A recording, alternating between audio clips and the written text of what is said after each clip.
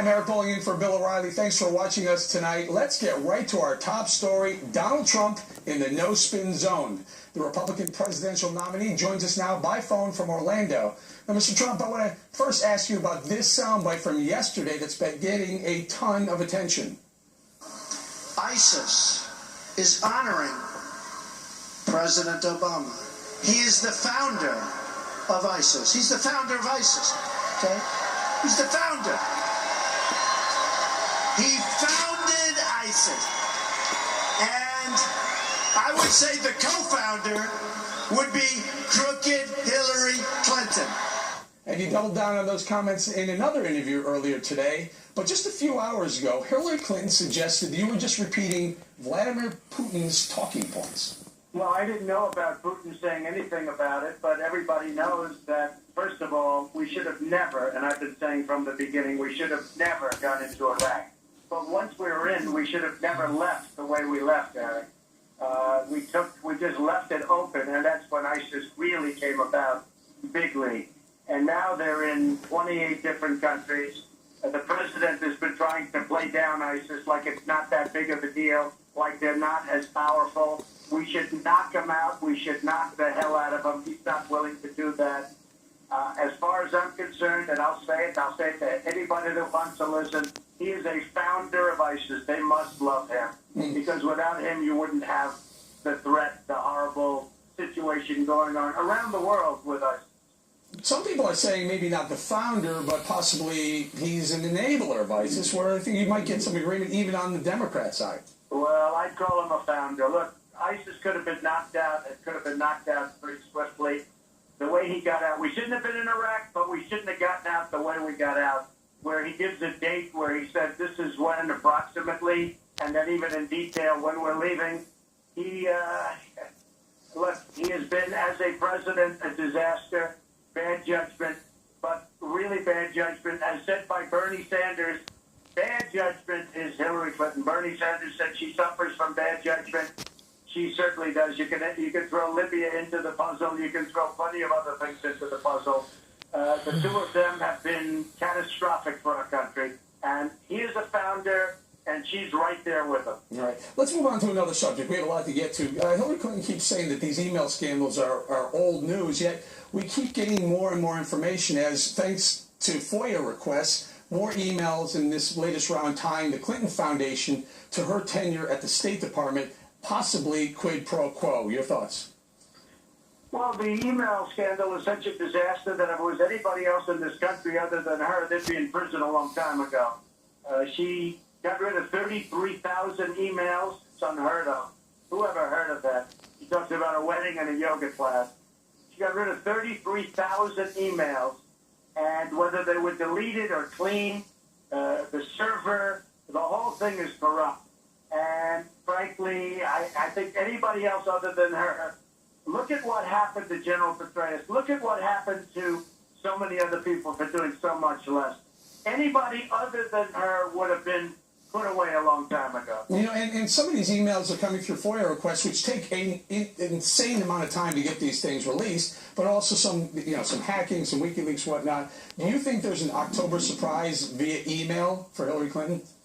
I really don't know, but I can tell you when somebody loses 33,000, it's unbelievable. The number, the sheer magnitude, the number of emails, and to have nothing happen when something like that happens. So I have no idea. We'll find out, I guess, but I have absolutely no idea. All right. Hillary Clinton earlier today unveiled her economic policy plan. We have a little piece of sound. Take a listen. We want you to react to it. I'm running for president to build an economy that works for everyone, not just those at the top. And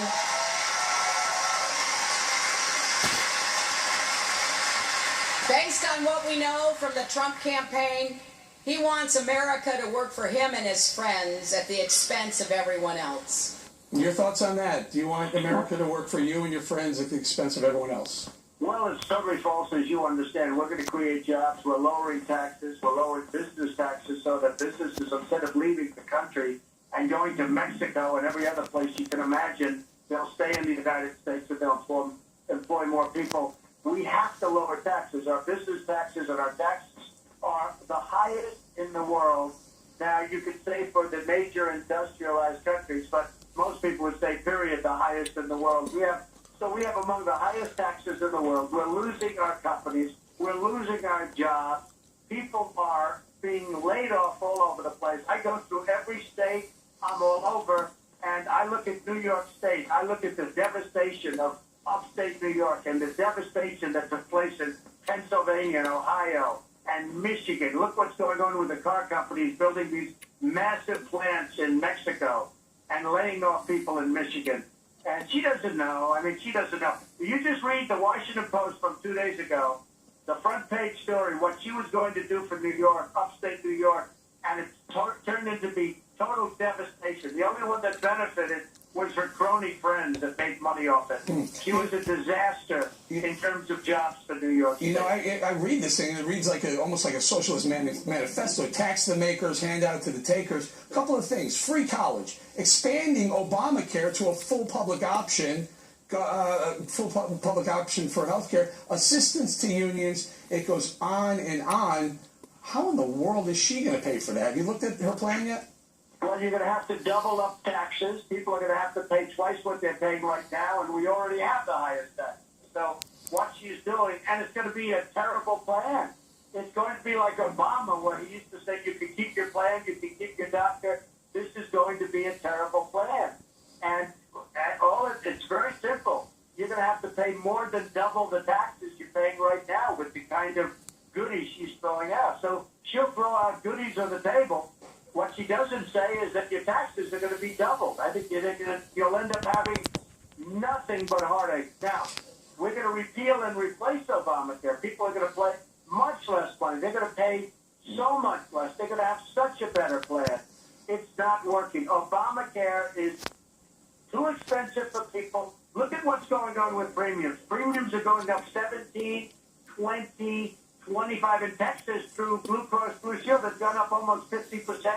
And by the way, Eric, in November, new numbers are going to come out on Obamacare that are going to be election-shattering numbers. They've done nothing but go up. Costs have done nothing but go up. Remember, it bent the cost curve down. It bent the other way, boomerang the other way. Next topic I'm going to get to. There's an open letter penned by some 70 Republicans suggesting that Reince Priebus pull back funding, maybe even pull back data from your campaign. Have you talked to Reince? Are you in contact with Reince? Are you in contact with the RNC? Any truth to any of this?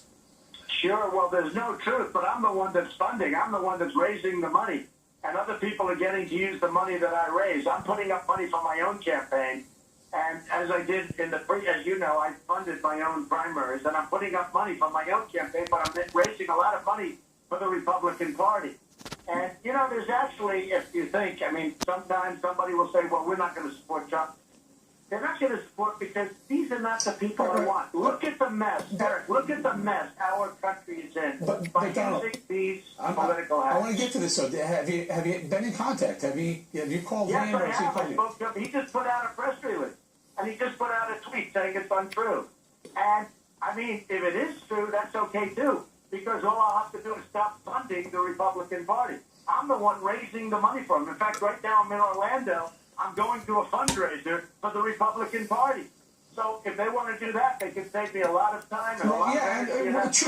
True, Donald. But one of the big things about the RNC is that they have this whole infrastructure of data and information and contacts and email lists and mailing lists and phone numbers. That is something that's important to your campaign. That's not at risk. Is that? Well, I don't know. I'll let you know on the 9th, on November 9th, meaning the 8th is your election and the 9th is when we find out whether or not that is all good. I think we're going to have tremendous voter turnout. We're going to have tremendous turnout from the evangelicals, from the miners, from the people that make our steel, from people that are getting killed by trade deals, from unemployed people that have been just decimated, from the military who are with Trump 100%, from our vets, because I'm going to take care of the vets. They haven't been able to take care of the vets. You have to see the Obama Veterans Administration is a corrupt enterprise. It's so bad. Mm-hmm. So, I mean, you'll see what happens. I don't know that we need to get out the vote. I think people that really want to vote, they're going to just get up and they're going to get out and they're going to vote for Trump. and we're going to make America great again. All right, one more question before I let you go. I know you're on a busy schedule. A lot of people are asking on the left to see your tax returns. They want you to release those. People on the right also want to see Hillary Clinton's medical records. That's been bubbling up in the news lately. Your thoughts on both very quickly. Well, look, I'm in a routine audit, and every lawyer tells you, including Greta, who's a lawyer, but she said, when you're under a routine audit, you don't give your tax returns. And when the audit's finished, I'd be pleased to give them. You're not going to learn. I put in over 100 pages of documents. I built one of the greatest companies in the country. I put in over 100 pages of documents, some of the great assets of the world, and they already have that. You don't learn very much from tax returns. But when the audit's done, I've been audited now for, I think, 15 years straight, which is ridiculous because other people don't get audited. I know many rich people that never audited, but I've been audited for, I think it's 15 years straight. So we have another one, and when it's finished, we'll be glad to. And what about Hillary's medical records? You want to see those, or you don't care? No, I don't want to get into that. I think that would be inappropriate for me to come. All right, we're going to leave right there, Mr. Trump. Thank you very much. Thank you. Next on the rundown, reaction to our interview with Donald Trump. Dana Perino will be right here right after this. Suffer from a dry mouth.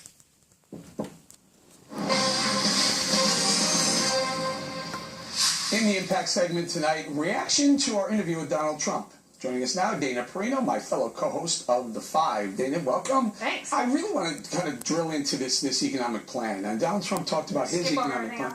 Well, no, we can talk about. I have all these notes. Well, we can get your notes, but did you listen to Hillary Clinton's email plan? Econ plan? Sure, I listened to her speech.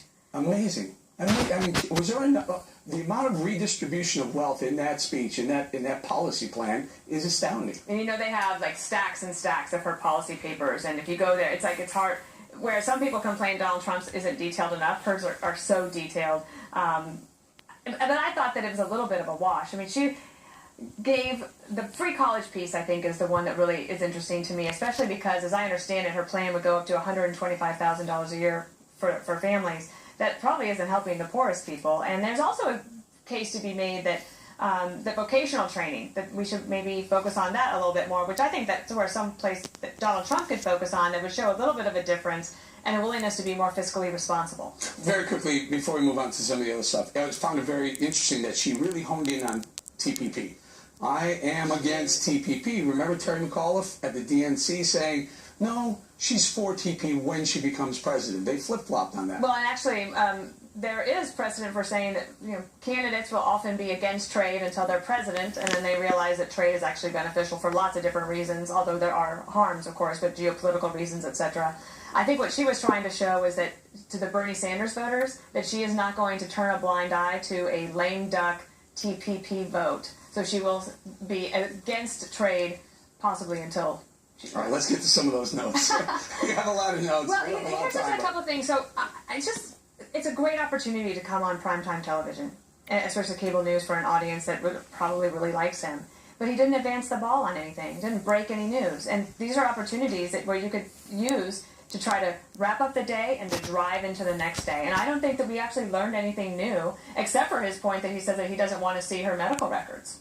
That was very interesting. A lot of people have been asking about that. Well, a lot of people, I think that both candidates in October, if they follow tradition, will release full physicals from their doctors, or, as has been suggested, there should be an independent panel of doctors that looks at those medical records and then puts out the statement. So they're probably both perfectly healthy and fine. They're both about the same age, and he stayed with the Barack Obama, and I can't remember if he included Hillary Clinton. I think both of them were still the co-founders or founders of ISIS. Your thoughts? Well, I feel like everything he is saying is accurate except for the founding part, and then that's the part he's sticking to the most. I gave him an option. Gave him the enabling. I wrote it down. Enabler, complacent, bad judgment. Also ignored the advice of the military, ignored the advice of the foreign policy experts, although he might not like those people either. But I think that when he got caught on the founded issue, and then the reporters come after him on that, and he digs in his heels even more. And also, he said that he was against the Iraq War at the beginning. There is a videotape or audio tape of an interview that he did at the time with CNN where he does not say that. And nobody pushes back on him in that when they do interviews with him. They're going to make me go right